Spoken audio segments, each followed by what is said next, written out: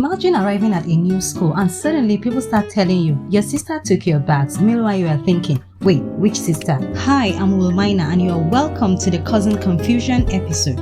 As a child, whenever I talked about my cousins at school, I was referring to one particular family. Why? Because those were the cousins I actually knew. My brother and I had spent holidays with them, so in my mind, that was the entire cousin department. Little did I know, I had a much larger family network I had never met. Fast forward a few years, my dad drops me off at boarding school. A girl is asked to take me to my hostel, the famous Green Hostel. On the way, she asked my name and I told her. Immediately, she said, "Oh, I know your sister." And I'm thinking, interesting, because I don't. Before I could even process it, some helpful girls carried my bags ahead and dropped them off at my supposed sister's corner. The only problem, I had no idea who this sister was. For days, my bags were missing, and somewhere else in the school, a girl was wondering, who brought these bags here?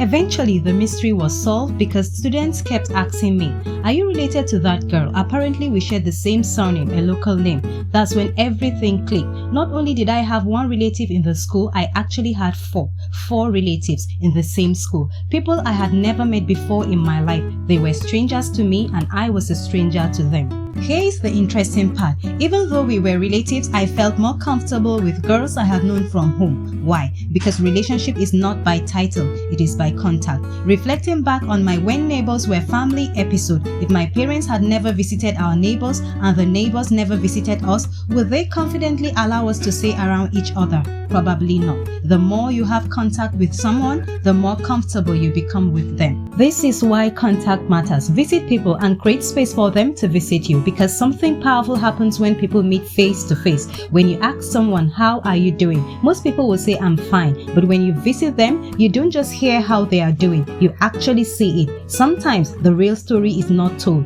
it is noticed. Visits also remove unnecessary formality between people. They reveal who people truly are, especially in new or acquired relationships. That's when you discover, is this someone I should build with or someone I should keep healthy boundaries with? Because here is the truth. Even family members can start feeling like strangers when there is no contact. Distance does not only separate places, it slowly separates people. Horizontal love reminds us the person next to you is another you. So make space, show up, stay connected, because relationships grow side by side.